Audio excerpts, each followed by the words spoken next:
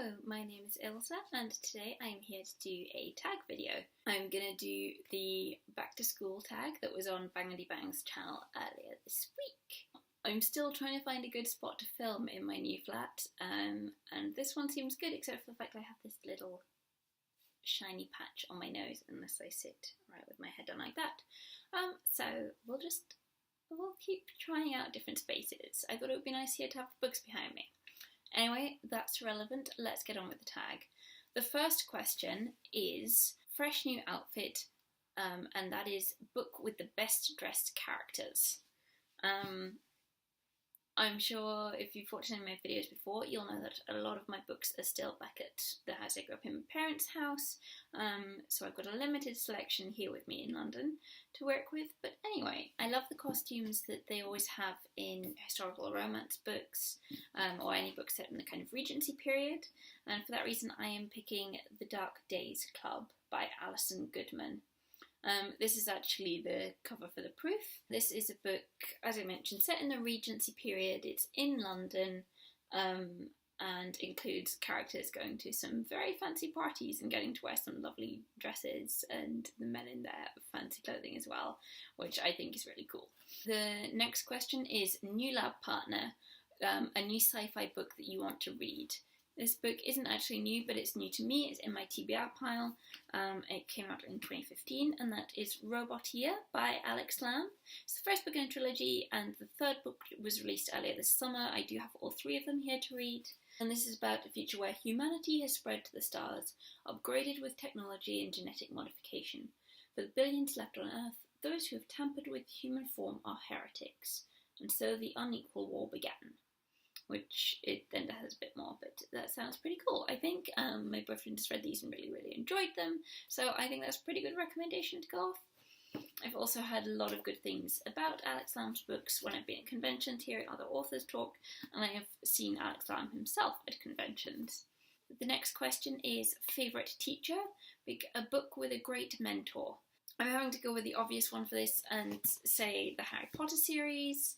The only one I've got here is the Illustrated Philosopher's Stone with all its prettiness. There's so many of these books that I could have picked, but out of my shelves, which you can see a bit of behind me, this was the one that stood out the most. There are just so many teachers in those books who are fantastic role models. I'm not thinking so much of Dumbledore, who is a bit questionable with what he lets the students go off and do, but people like McGonagall, Mrs. Weasley, these are fantastic mentor characters. The next question is new supplies. What is your favourite new reading or writing accessory? Again, I got this notebook a few months ago to help me with rewriting my current novel. I kind of put that on hold for a little while, but I've picked up with it now, and I just love this notebook. It's one of these ones that unfolds. I don't know if you can see, it's got this little embossed pattern on it. Well, actually, I think this is debossed. Let's be technical here. It has a debossed pattern on it, which is kind of lacy, and it has ribbon in, and I love notebooks with ribbons. I have quite a lot of notebooks, but this is my current one that I'm using that I'm really enjoying.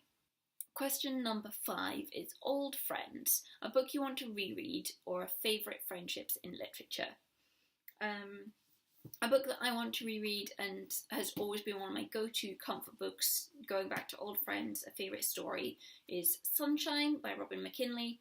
I read this book when I was looking for universities to go to, so back when I was 17, shortly turning 18, so that was about 9 years ago, and I have reread this book and parts of this book many times since then. It's a great comfort read. This is about a woman who is nicknamed Sunshine. She works in a bakery until the day that she decides, for various reasons, to go off to her family's old summer house by the lake, and then the vampires come and get her. Vampires are a very bad thing in this world.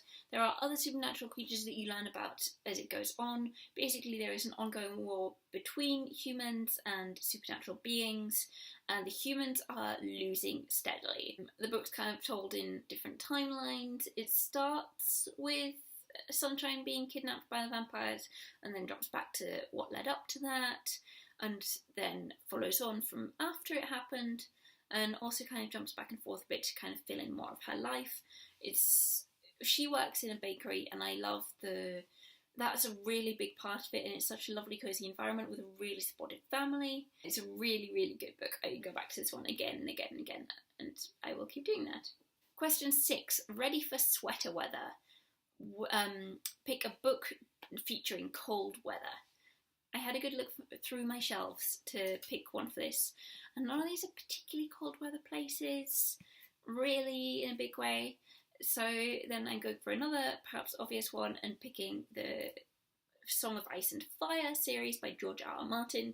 This one was just on top of the pile, and that is The Feast of Four Crows. As you all know, I'm sure, even if you haven't watched the Game of Thrones series, large portions of this take place in the north of the continent. That's the setting for the book, and it is very, very cold there. There is a lot of snow and ice. Question 7 is Open House, a book that made a memorable, whether that's good or bad, first impression. So I am picking Nevernight by Jay Kristoff. First of all, look at this. This is gorgeous. I heard the name and I saw the book and I thought, I want to read this. I have a special edition which has black sprayed edges, and also it has these fantastic end papers that are just lovely. It's a lot to live up for a book, and the story just blew me away. It was one of my absolute favourite reads last year. I adored this book, and I'm really excited for the sequel, which comes out really soon. Question 8 is Too Early for This. What is a book that you would get out of bed for? I have just bought Magic for Nothing by Seanan McGuire. I've read 2 of Seanan's series and a couple of her other standalone things, both her Encrypted series, which this is part of, and her October Day series, and I love both of them to bits. I would absolutely get up to find out what's happening next in one of these books. It's the sort of one I will gobble through and then regret it because the story has gotten so quickly and I wanted it to last more, but at the same time I just need to know what's going on next so badly that I can't put it down.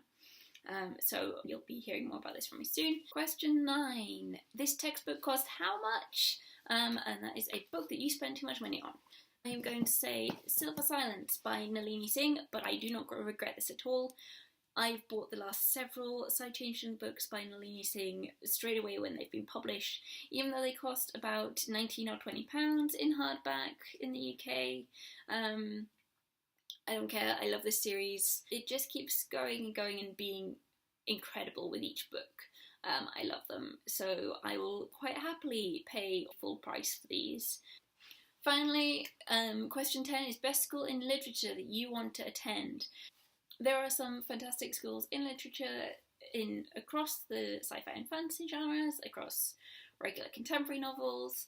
I was kind of tempted to opt for the easy route with this one, say Hogwarts as well, but actually I am going to go for the finishing school in Gail Carragher's Finishing School series. Its full name is Mademoiselle Geraldine's Finishing Academy for Young Ladies of Quality.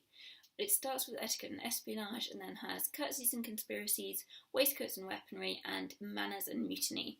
These are a fantastically fun series set in the 1800s in a slightly alternate history Britain, with some steampunk, werewolves and vampires in there. It's a hilarious series, as is all of Gail Carragher's writing, and it teaches young ladies how to be spies, basically.